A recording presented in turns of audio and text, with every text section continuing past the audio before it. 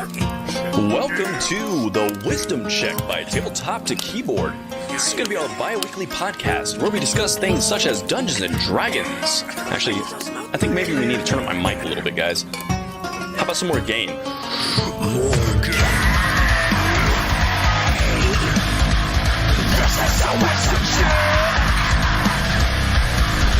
is the intro to end all intros. Talk about Dungeons, Dragons, and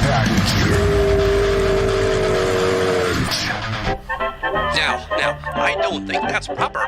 This is a family show after all. This is the intro we can use, fellas.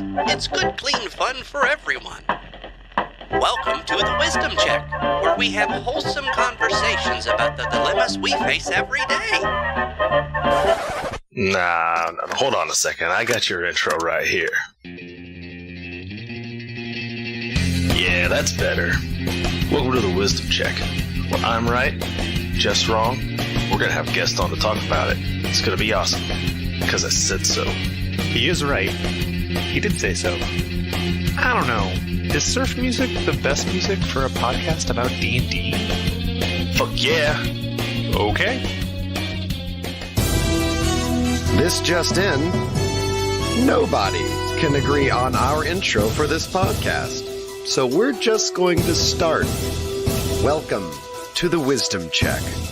Roll for initiative. Fuck. A 1. It's like every time. Hey, welcome back everyone. This is part 2 of our May 27th, 2019 conversation with Naravia. And if you missed the first part, we talked a lot about how to encourage role-playing at your table and different ways of kind of describing things and getting things going. And it was a really wonderful conversation. Really had a blast with it. Now, one of the things we ended up with was a topic that we were starting up about how to flesh out your character's backstory. What a backstory is, what it can do for you, and what's really actually important in said backstory. So Naravia asked us a bunch of questions about how to do just that, and we went through and kind of picked out a little bit of details here and there from her flaws, her backstory, her character traits, her ideals, bonds, and even abilities from her class, and kind of brought it together into a kind of a little bit of a Q&A session. It was just really fun to do. And if you're interested in this sort of stuff in general, let me know. I love talking about it, as you'll find out. And I would be happy to help anyone out with any of this if they are up for it. Now, if you find yourself liking, please let us know by actually pressing that like button and subscribe to our channel so you can be notified anytime we put out new content, which, by the way, we do live streams on our Twitch account at 10 p.m. Central Standard Time on Monday nights. And then afterwards, I go ahead and put out these edited down versions for you. We'll put out one usually on Tuesday and one on Friday, and we'll keep it up going until you guys stop watching. So thank you very much. And without further ado, here's the episode. We were talking a little bit about your backstory ideas. Have you been able to think of anything that you might want to do with your character? Other than like my basic traits and stuff, I don't really know. I would like to explain. I really want to explain why undead. Why?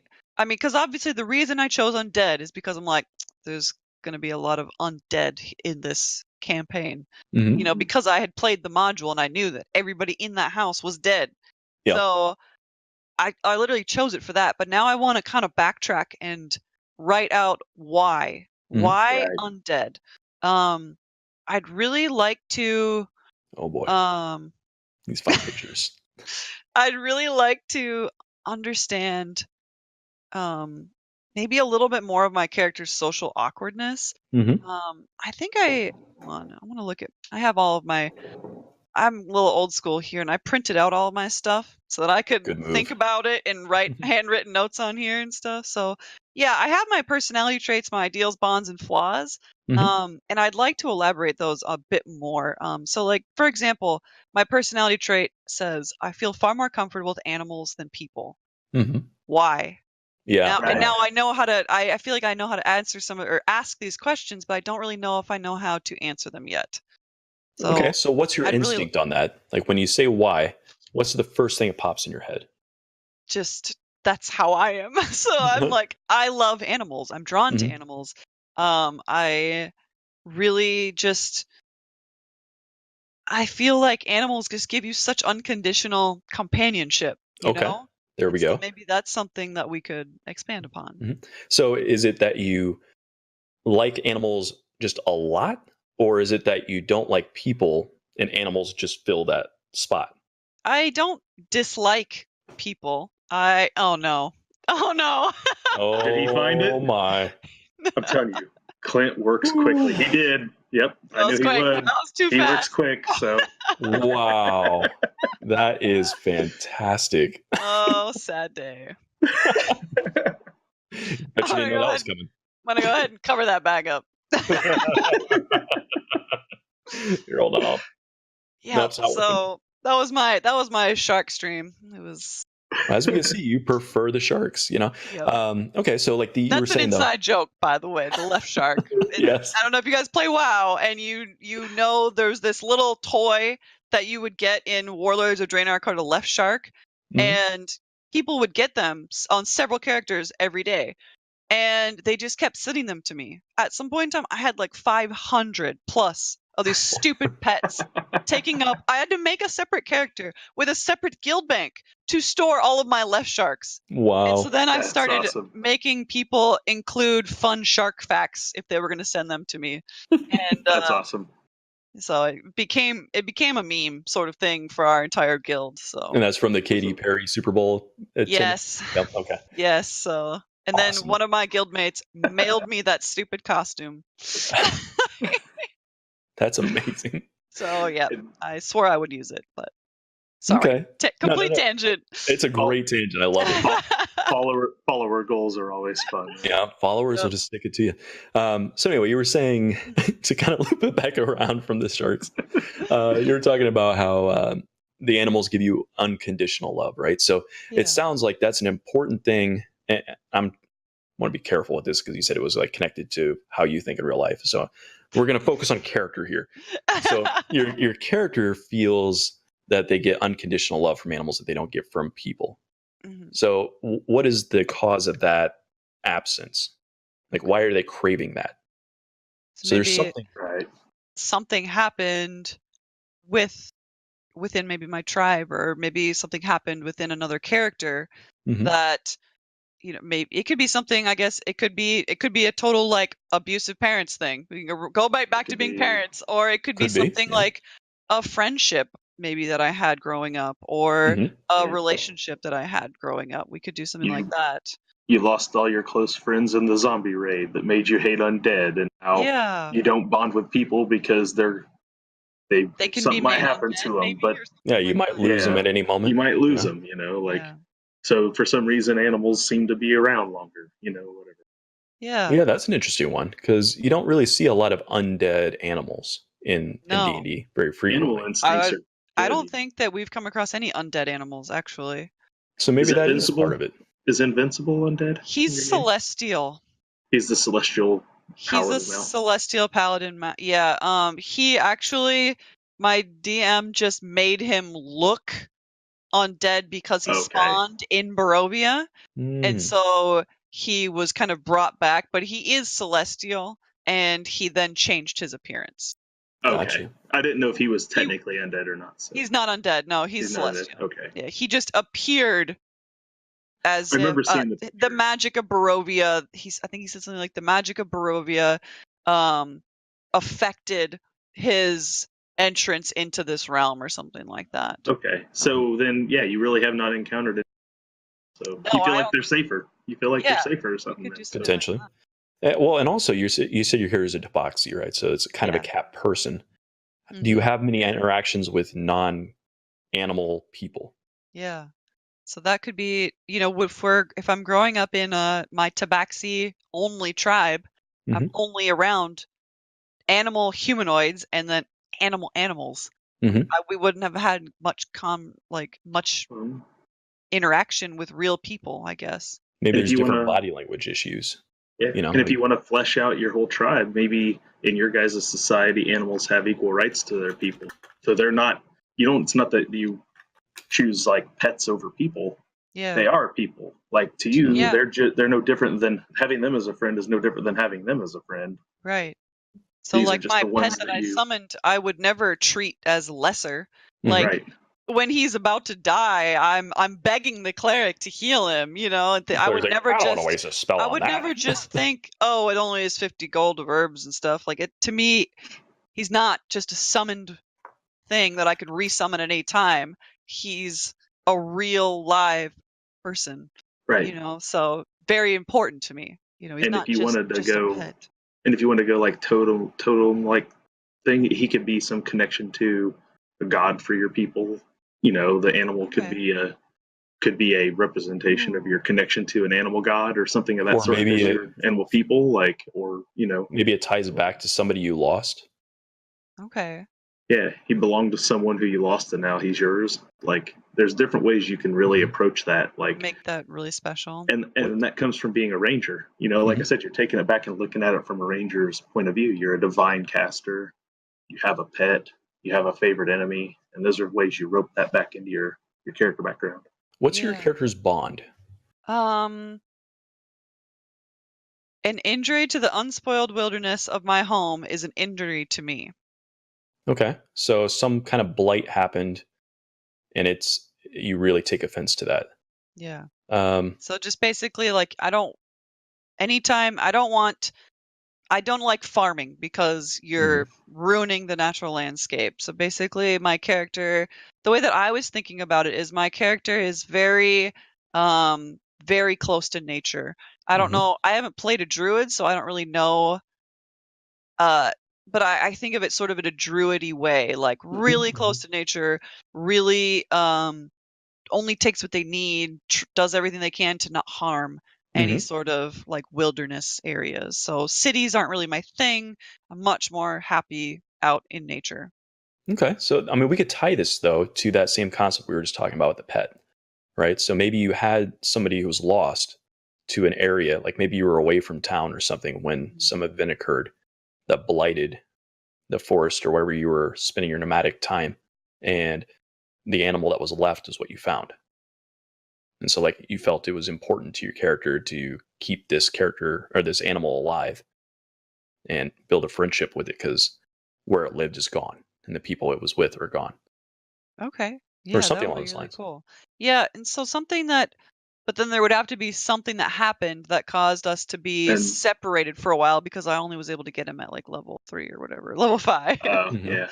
So Well, there and would Oh, have to that's be that's where something. you work in with your DM. Yeah. See, now you're hitting what you find is when you start to write a character background, you start hitting those walls where you Yeah.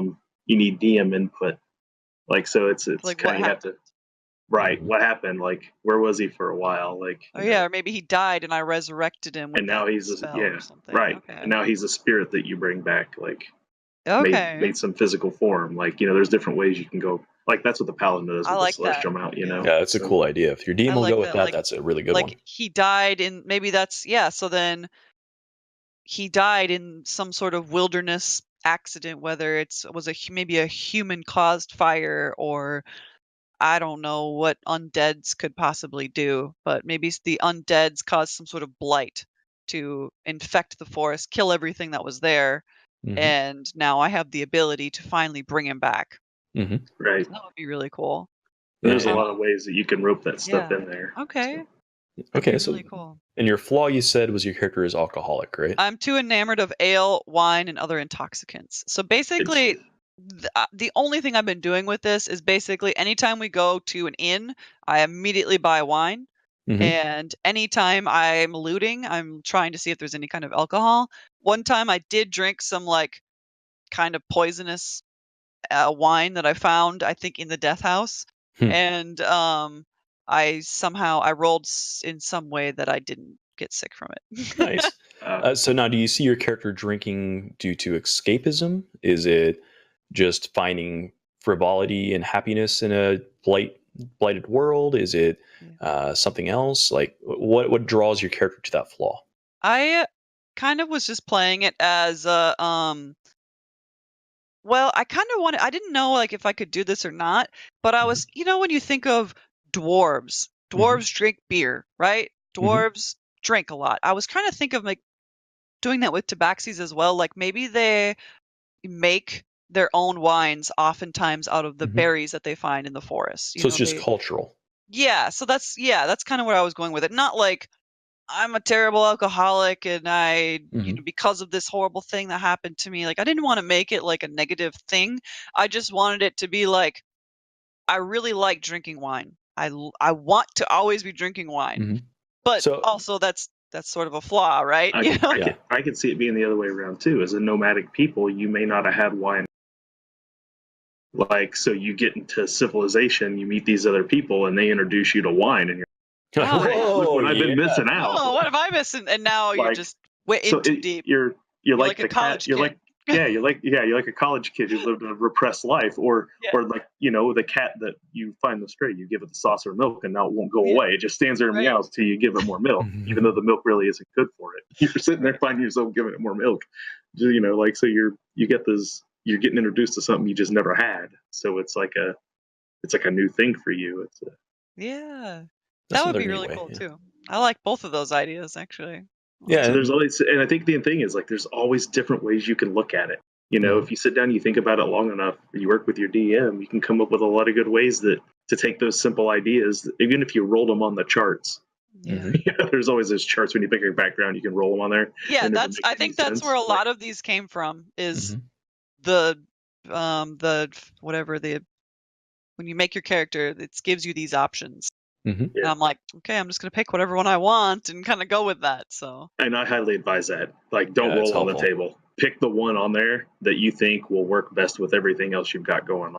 Yeah. Some people roll them random, and I don't know how they don't make all sense. That stuff in sometimes. So the only thing that I do that for is the obsession and quirk. Like tabaxis are supposed to have an obsession and they're supposed to be super fixated about something. Oh, that's cool. So I do change that every so often. So they're supposed to be like really, really into finding this thing, and then when you find it, they're like, okay, I don't really care about this anymore, and they move on to the next thing. So I've been trying to do that, but it hasn't really worked out very well in our campaign because it'll say something like, "You're really obsessed with a magical object." What magical object? How do I know when I found this magical object? So then that I just found to be really wishy-washy, and I didn't really know what to do with that. Do you make up a story? So like do you have detect magic? Do you know? No. Without looking, you don't know if you know. I think that makes it better. Yeah. I know. No, I was going to say. Our group do have that ability, but I don't. Because what you could do is you can just start jumping on the prettiest looking piece of equipment that you find in the loot and pretend that it's magic and obsess over it until the person with detect magic tells you it's not. And then you still don't believe them. And carry around perfectly mundane items because you believe they're magical. Oh, that would be really fun, actually. She just starts packing all sorts of things in there because she thinks they're magical. Stupid candles and stuff. Like, oh my god, it lights on fire. Ooh, must be magic. Yeah, and then also, like, if it's not a real magic item, it doesn't matter, right? Like, if your character believes there is a magic item and it has certain qualities and there's a history to it and stuff, they're obsessed with it. And then they find something, it might be it. They can still be obsessed with it, even though there's not actually a magic item in the scene. Okay. Like, you may never find it, but you may be, oh, I read this thing in a book. I know it exists out there somewhere. Yeah. This is just like the place they described. This freaking mansion looks exactly like where Christoph the Brave had his tangle flanger flute, and here we go, like. You find like a chair leg that looks like a flute. Pick that up. It's a woodwind, guys. Yeah. Okay. Yep. You toss it in the pack, you write it on your sheet, and you probably never pull the thing out again. But you just keep collecting things, and like you're a cat person. You've got the laser pointer or the ball of yarn. Your choices, right? So what about ideals? What are your character's ideals? Change. Life is like the seasons in constant change, and we must change with it. So I chose that because my alignment is chaotic. So I'm chaotic good. So I thought having different whims and always being open to change, like the change, and then I was like, okay, nature, changing seasons. Always being ready for whatever. Like, let's go to this new place. Let's travel to this place. Let's try doing this thing. Being really open to change is kind of what I was going for with Is that. this something your characters always had, or is this a reaction to something major in their life? Okay, so I would think her being like from a nomadic tribe that they're used to going from place to place to place, and so I would think that it's just sort of something that she's been brought up with. Mm-hmm. Just used to a lot of change in her life, and being able to like just really roll with the punches and have that sort of acceptance, I guess. So I would say that that's more of a how she was raised. What happens when things stay the same for too long? That would be a good way. Like maybe she gets really bored really easily, so then she needs that change and constantly needs to wander and travel and just have that wanderlust. So that could definitely work. Yeah, and now we know why you're an adventurer. Yeah, so there you go. That's why you're an adventurer, because you can't stand staying in the same place. And and your people used to travel around as nomads, out of necessity or not. Hmm. And then you can pick up little habits that nomads would have, always collecting things that are edible for Yeah, when the winter's going to come, because winter's going to come. So you're right. packing away food, you're doing those things because that's what your people always did. So Yeah. you start to wrap all those ideas back into one. So what's something your character's afraid of? I didn't really have any fears or anything written or anything that I've thought about so far. As far as before the campaign, I don't know that I have anything or any ideas in terms of that. But now that we've played, I would say that maybe my character has really learned the bonds of friendship and really cares for her new adventuring companions, whereas before it was just her, like she wasn't really seeking companionship. And so the way that the campaign started is that we were commissioned to follow this way, or like to guide this wagon. Well, we were like 2 steps into it and then got transported to Barovia. But I would need to write maybe a way of how she was like forced into society, and then maybe now I've learned these people aren't so bad, and now maybe I care for them, and so my fear could be losing my friends. Did your My new character spend a lot of time by themselves before that? Before this, yes, that's kind of how I was thinking about it. Is she was part of a nomadic group and then went off on her own for a long period of time. I was thinking sort of like maybe that's just part of what tabaxis do. Maybe they grow up in a small family group and then they go off on their own and until they're old, and then maybe they come back or something like that. So you've got the young and the old, and then all of the adults maybe are, well, hello. Hey, kitty cat. All of the adults are maybe out on their own. So Well, this is Allie. Sorry. Oh, that's all right. Boy, those are really blue eyes. She's a sassy kitty, and she does have very pretty eyes when she wants to show them off. Hey, look at that! We got 17,000 more followers. They say that Twitch kittens will do that. Yes, Yes. they will. There you They go. do You're help. in. So. People see cats and they're like, "Oh, hi." Oh, it's a cat. So we were talking about the favorite enemy stuff before. Have you kind of honed in on something you like now that we've kind of talked about these other concepts as to whether it's more of a hatred, more of a studied thing, more of it, like where do you fit on that? I don't think so. I don't think studying would really work very well. I don't think that Cloud is all that learned. She wouldn't have had access to universities or towns or talking to a lot of different scholars. So I don't think that I've learned about undead initially. So I think there has to be some sort of instance that would cause her to seek that out. And definitely growing, maybe it's something like she grew up around a lot of undead. So like maybe that's the threat to her community, especially if maybe they're from the mountains of this region, so they don't have a lot of interaction with humans because humans don't survive well up in the mountains. But they do have a lot of interaction with vampires, where cold, dark caves and mountains would be great habitat for them.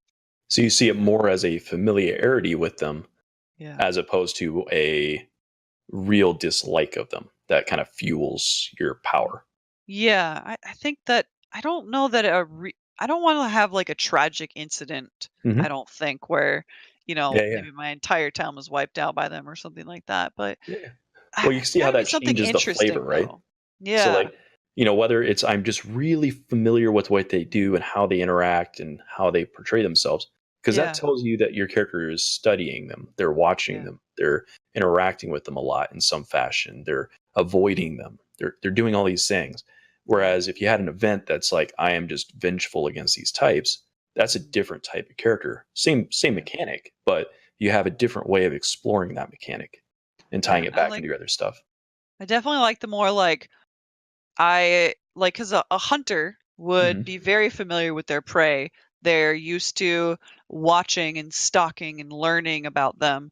And I think that as long as she had access to learn about undead Hmm. often and learn their ways and learn how to kill them really well, I think that I would like that kind of background quite a What bit. about sport hunting?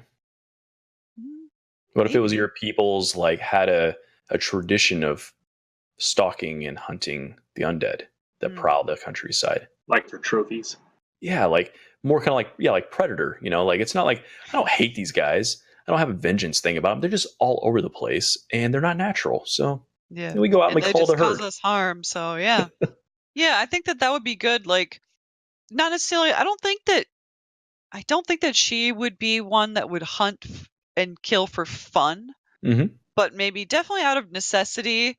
Like, A obviously, you rite of don't want a passage. bunch of Yeah, rite of like a passage rite of thing. Yeah. passage, and like, maybe that's what young tabaxis go out and do in my tribe. Is they go out and they keep people safe in the perimeter of our domain. They Hmm. keep the undeads out. Now I'm sounding like Game of Thrones again. They're like wardens. We send all the tabaxi to the wall to keep the undead out. Sorry, there's no girls up here. Stay away from the boys. Yeah.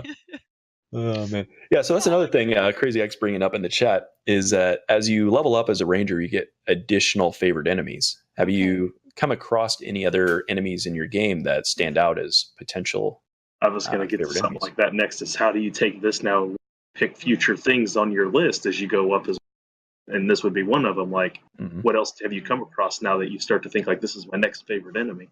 The crones, I think, are the only thing we've come across that aren't undead.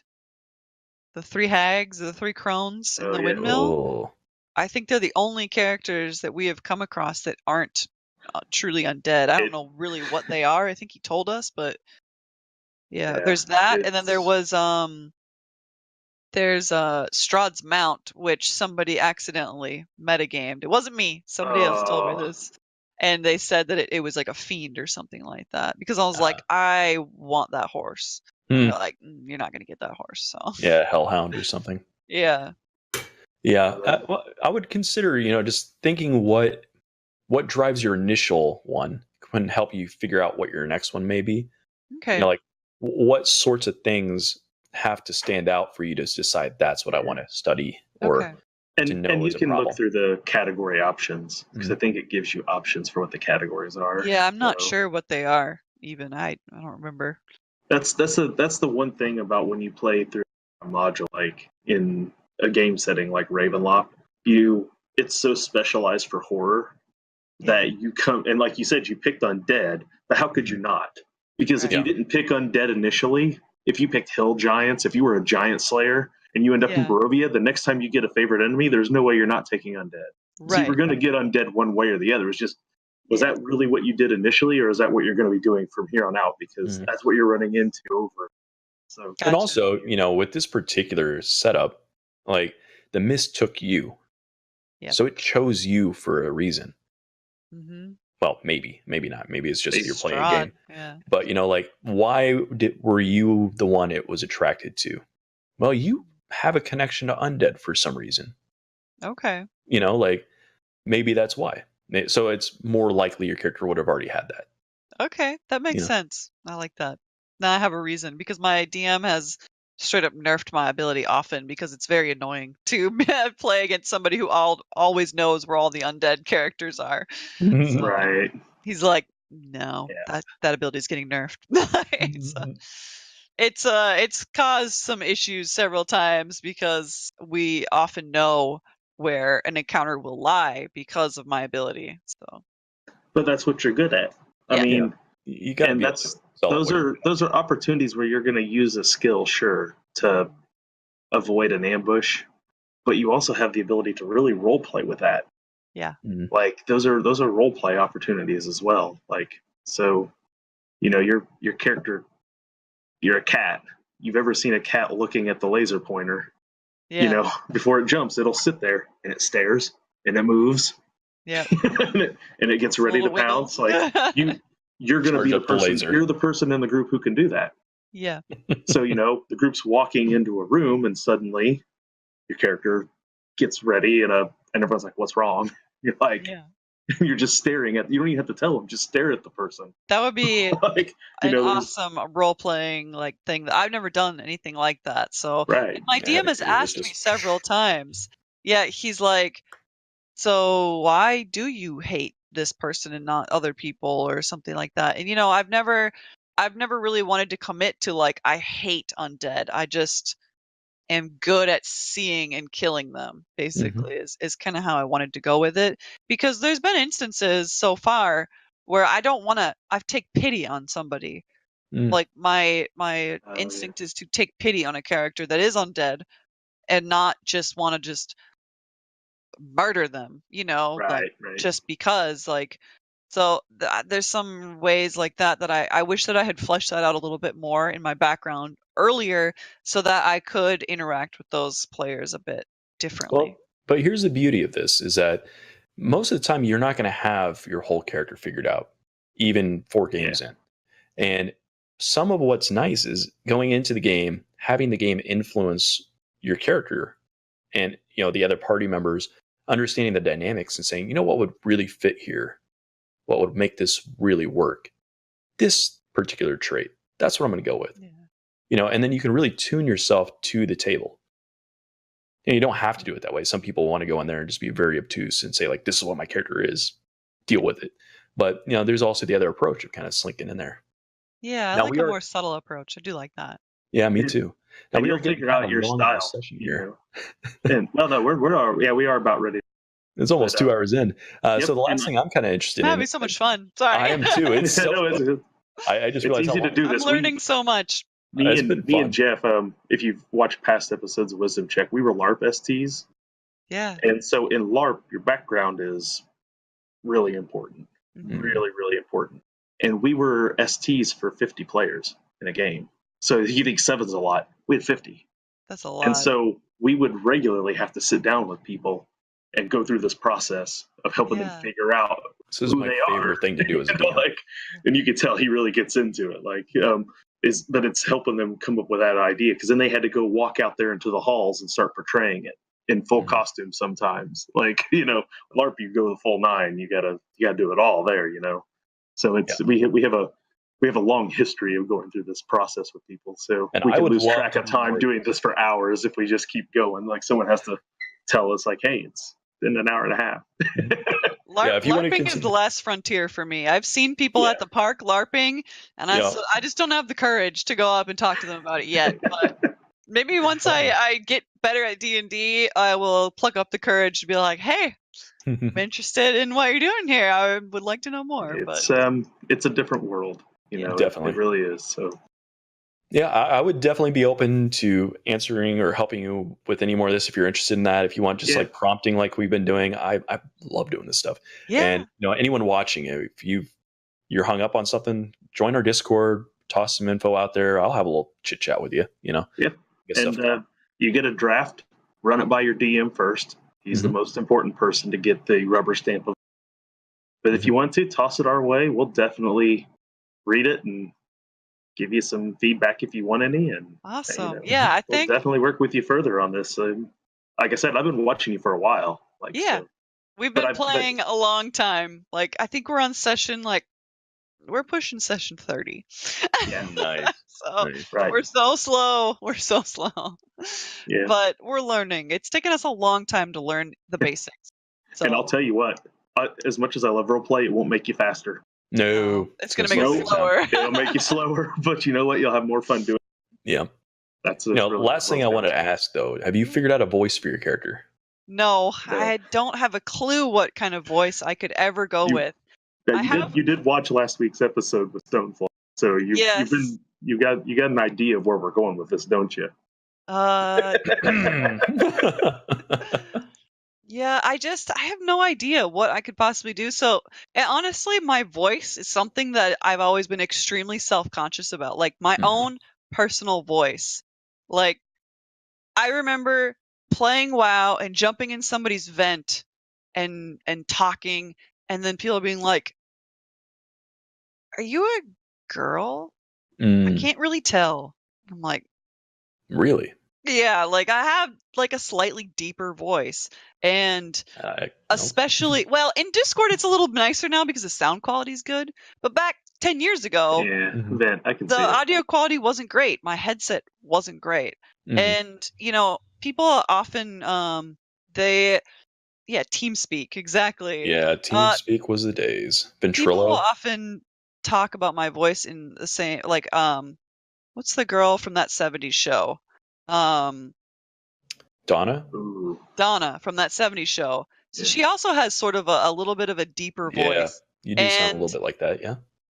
so it's something that people have always noticed about me is like, oh, you have a little bit of a different voice. And so I'm always self-conscious about talking anyways.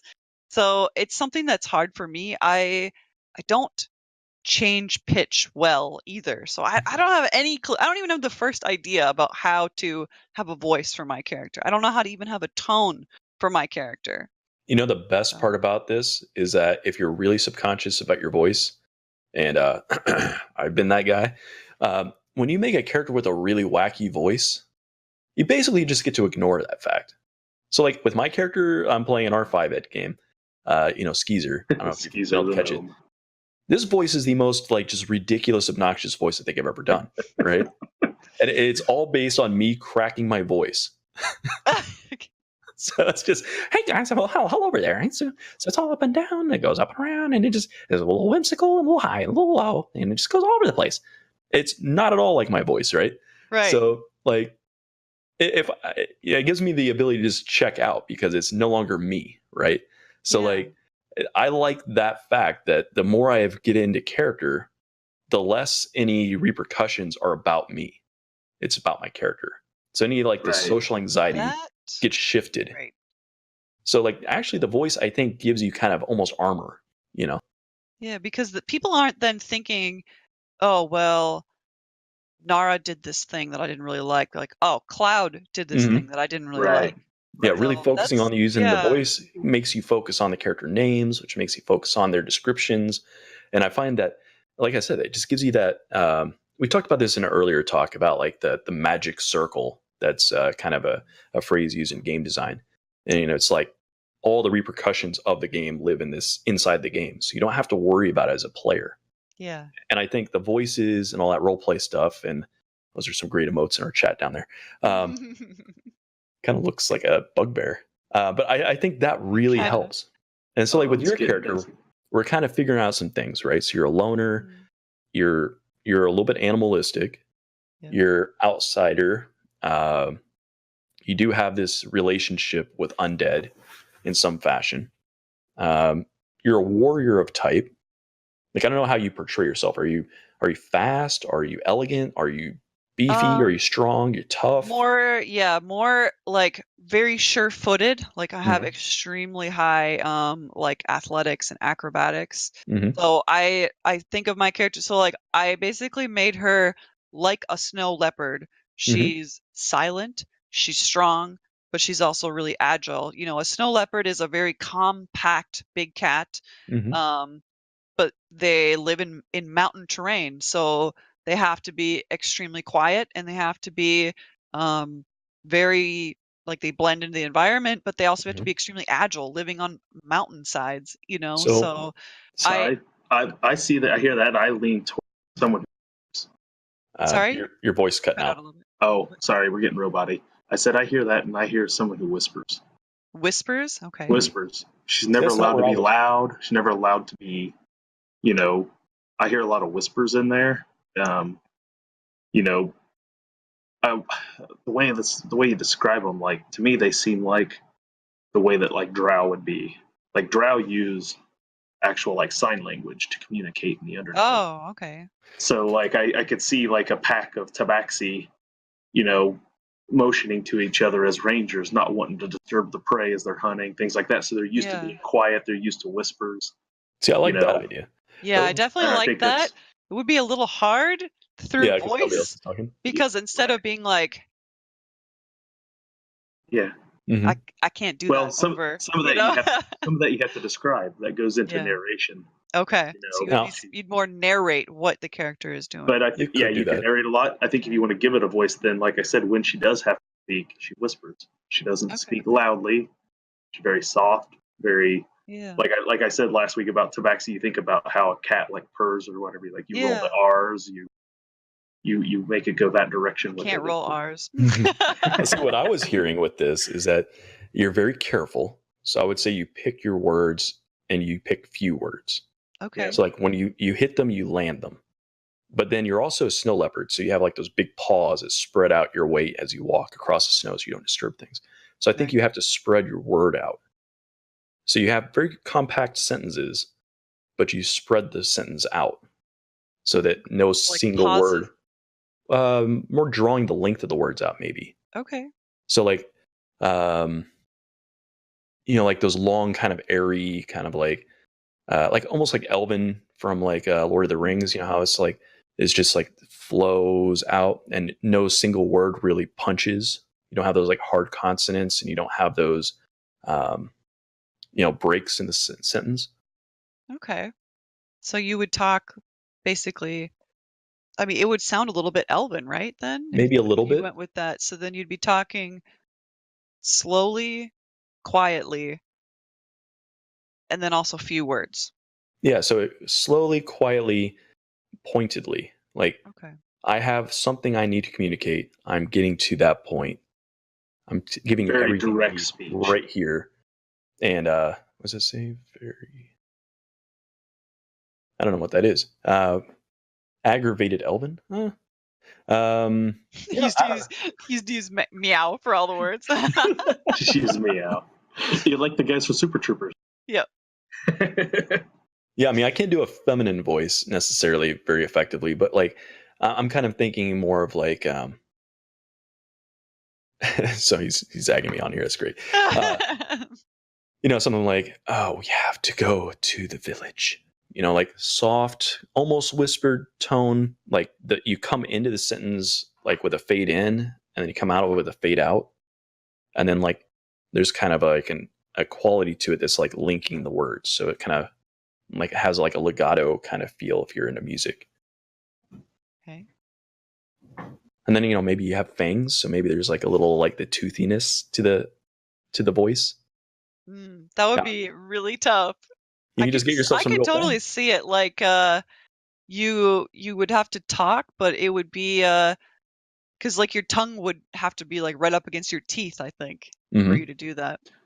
Which might pronounce a few different kind of sounds a little different. You have to practice saying different kinds of words with it, and just start with your tongue almost in your teeth and see how it comes out for you.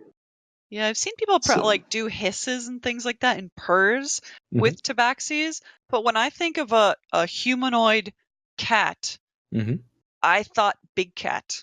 Like So roars? big cats don't purr.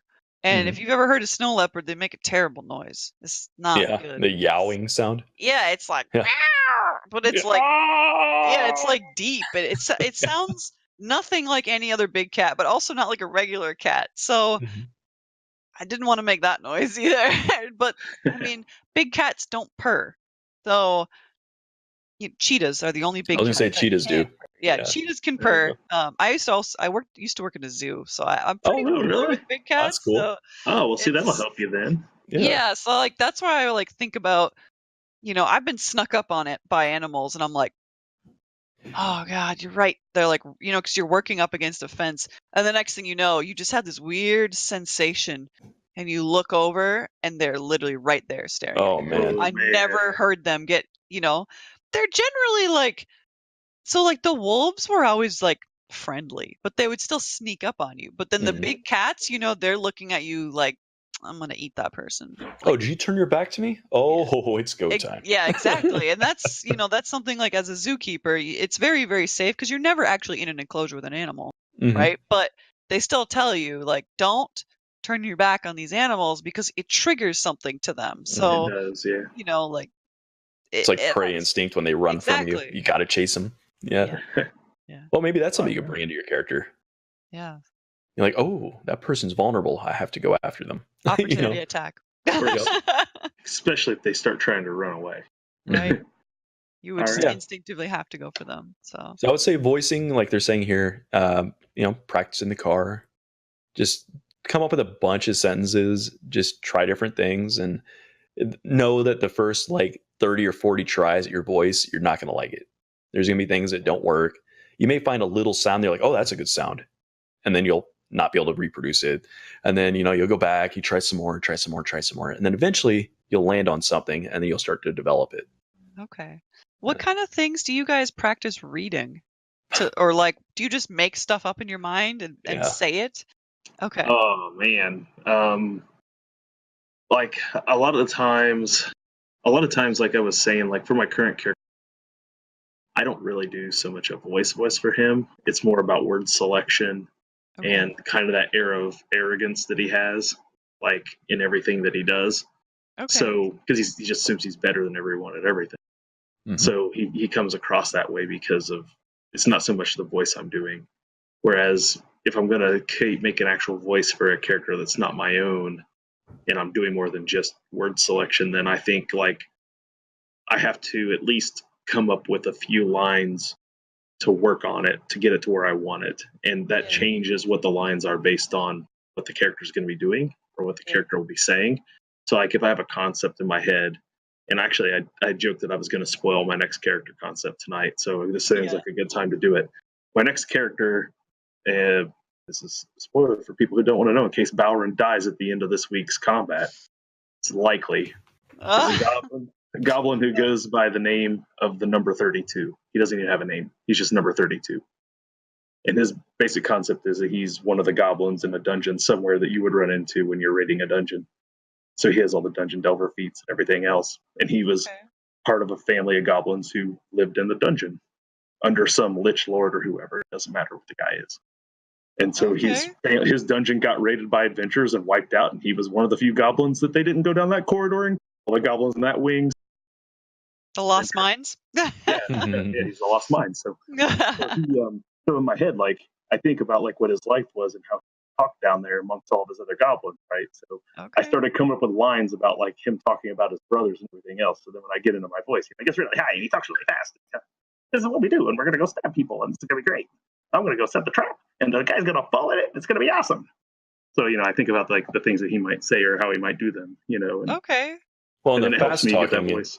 the fast talking, the high talking makes sense when you have a group of 30s. If you have 32 siblings, you need to get your word in right now, and it needs to be high pitched so people hear it. Right. So I mean, stuff like that gives you a good sense of how to come up with a voice too. Is like, what was your setting like? Who are your people? Like, how do you get to that point? Maybe you cut people off a lot with that character. That'd be great. He's going to. You're like used to cutting people off with your family. That's fantastic. I love it. So, well, we have gone on long enough tonight. I think we'll let you go to bed. You stayed up late to be with us, and we appreciate that completely. Thank you so much for making the time. I had so much fun. We'll let you go get some play time with the cat. The cat I know is very needy and is wanting attention, so we'll let you get I'm on not that sure where here. she's Right waiting there. patiently. Before we go, we do have a few things we got to plug. First, your Twitch stream. If you are watching and you go down there to our panels, you will see the lovely artwork that Naravia provided for me. That is a direct link to her Twitch channel where you can go and give her a follow. You'll find her playing Curse of Strahd on Wednesdays at what time? 7 Central. 7 Central. Our game time actually starts at 7:30. Generally, I start stream and warm up and talk to people, and kind of talk about what we're going to do around 7:15, and then the actual game usually starts very on time at 7:30. On time, that's a new one for us. They're very on time. Yeah, they're very on time. And then Awesome. That sounds good. they play for a couple hours at a time. Like she said, very short games. So you do have to get there on time. You have to watch, or otherwise you're like me, coming in at the end and then watching on VOD. Yep. So- Yep. So we also have a game this Saturday, Yes. and I'm done. I am done saying 9:30. Yeah. And Yeah. it's not happening anymore. I am officially, as the guy who puts out all the promotions for our channel, am labeling Everstorm as starting at 10 p.m. At this All point, of it's us probably players, all of us players are still to report to our stations as close to 9:30 as possible to start. But we know damn well this is not starting until 10. It just isn't going to happen. So I'm not even going to lie about it anymore. 10 o'clock Saturday, we start playing, and hopefully our technology will hold up this week. Yeah. Are you we guys got a also on pretty brutal Central? fight. We Yes, are Central Central time. Time. Yeah. Okay, We're- nice. We're all Illinois. I don't know. Oh yeah, same.